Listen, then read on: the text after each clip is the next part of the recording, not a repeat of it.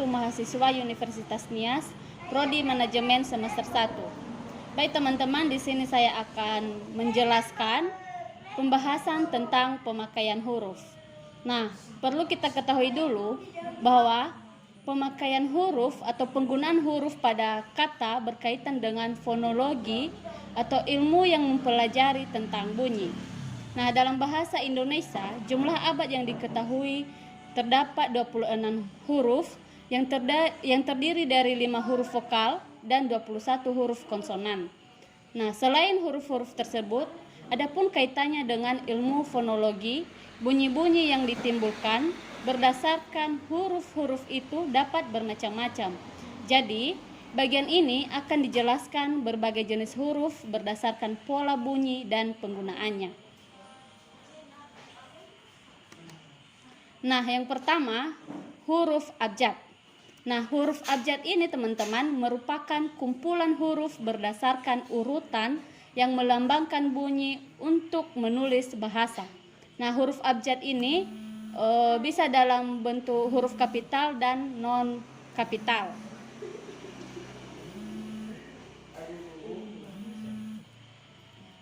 Kemudian teman-teman, huruf vokal. Nah, huruf vokal ini adalah suara di dalam bahasa lisan yang diciri khaskan dengan pita suara yang terbuka sehingga tidak ada tekanan udara yang terkumpul di atas glotis. Contohnya,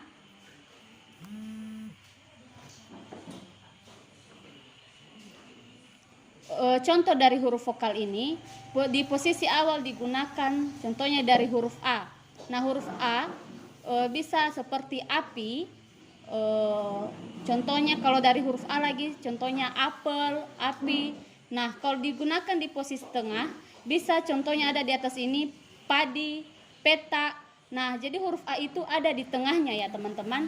Nah, kemudian kalau kita juga menggunakan huruf vokal ini di posisi terakhir, di sini ada contohnya lusa atau sore. Nah, jadi huruf A ada di huruf vokal A itu ada di posisi terakhir. Nah, kemudian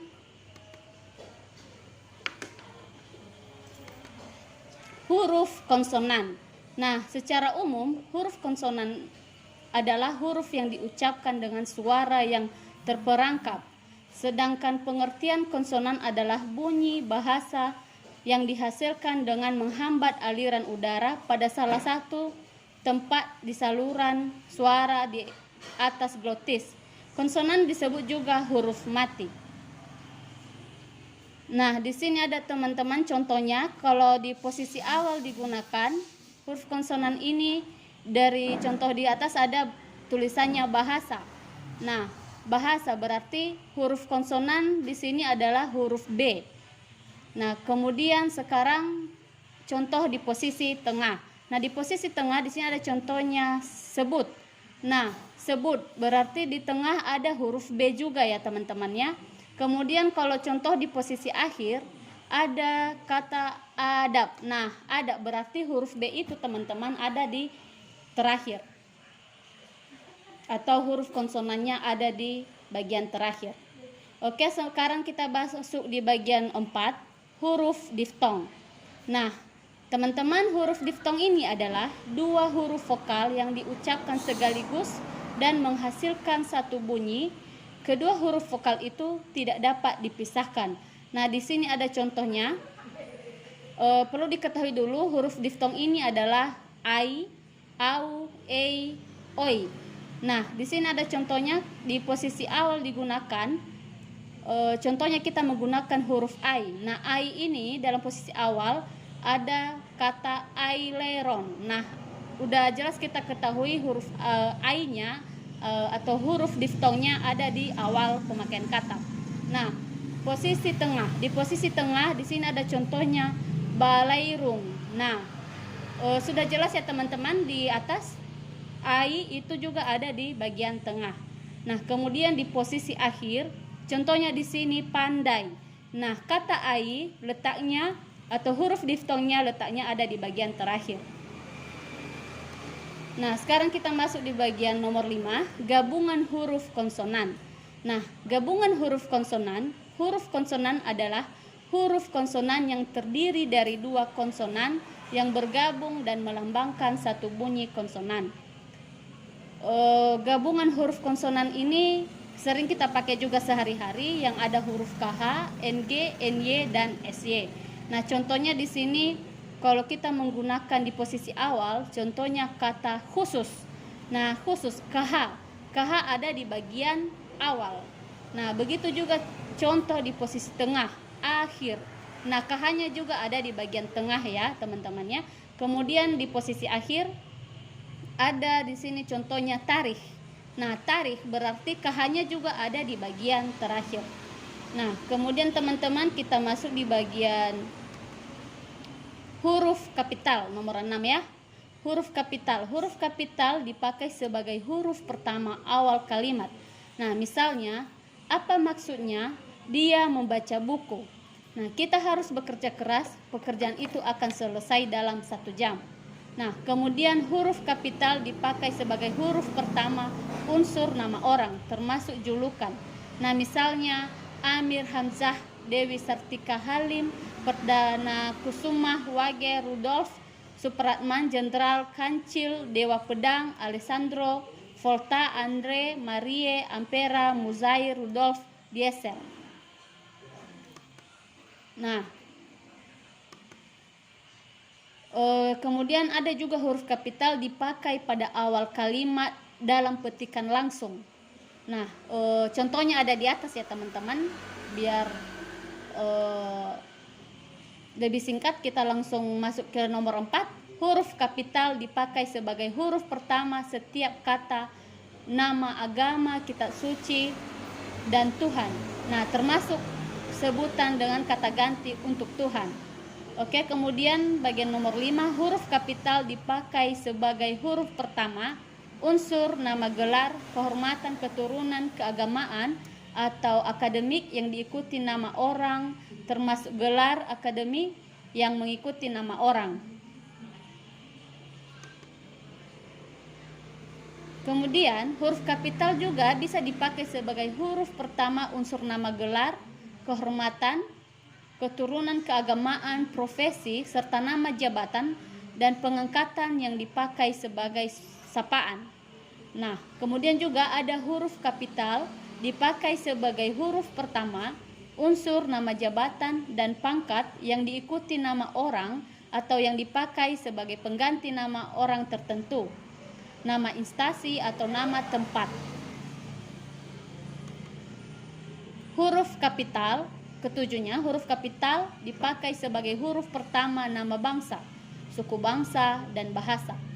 Kemudian huruf kapital ini juga dipakai sebagai huruf pertama nama tahun, bulan, hari, dan hari besar atau hari raya. Kemudian huruf kapital juga bisa dipakai sebagai huruf pertama unsur nama peristiwa sejarah. Nah, di sini misalnya juga konferensi Asia Afrika, Perang Dunia Kedua, Proklamasi Kemerdekaan Indonesia. Nah, kemudian huruf kapital ini juga teman-teman dipakai sebagai huruf pertama nama geografi.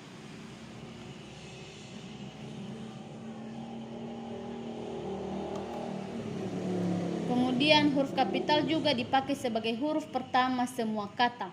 Nah, semua kata ini termasuk unsur bentuk ulang sempurna dalam negara, lembaga, badan, organisasi, atau dokumen, kecuali kata tugas seperti di, ke, dari, dan yang, dan untuk.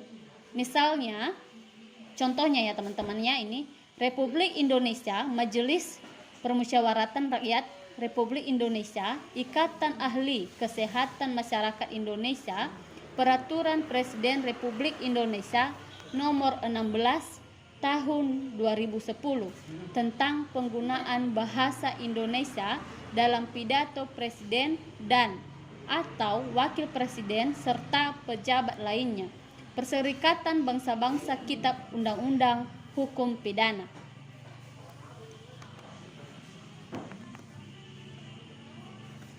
Kemudian kita masuk juga bahwa huruf kapital juga dapat dipakai sebagai huruf pertama setiap kata atau termasuk unsur kata ulang sempurna di dalam judul buku, karangan, artikel, dan makalah, serta nama majalah dan surat kabar, kecuali kata tugas seperti di, ke, dari, dan yang untuk yang tidak terletak pada posisi awal.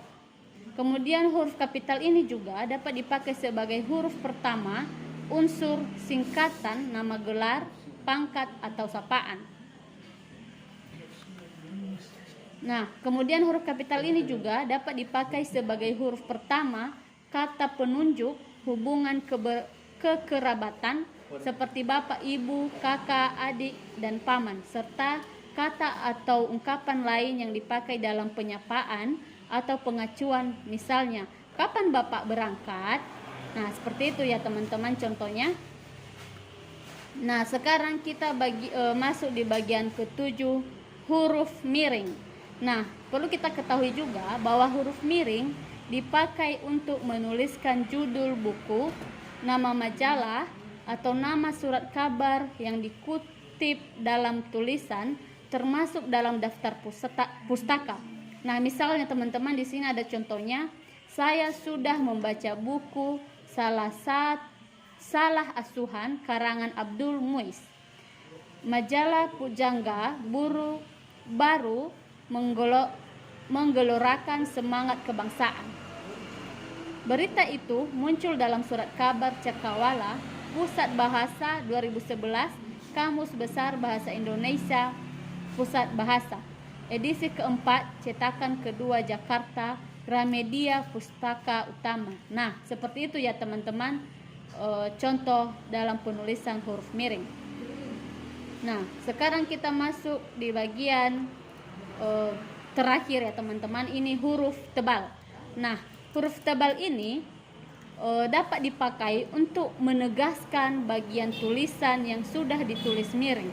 Nah, misalnya huruf DH seperti pada kata Ramadan. Nah, di Ramadan ini teman-teman huruf DH-nya itu ditebalkan. Jadi tidak terdapat dalam ejaan bahasa Indonesia. Kata dalam ungkapan ora et labora berarti dalam et labora ini juga ada ya teman-teman yang ditebalkan. Contohnya juga huruf tebal ini sering digunakan pada judul pembahasan ataupun topik-topik makalah. Nah, demikian penjelasan dari saya tentang huruf. Semoga bermanfaat. Terima kasih.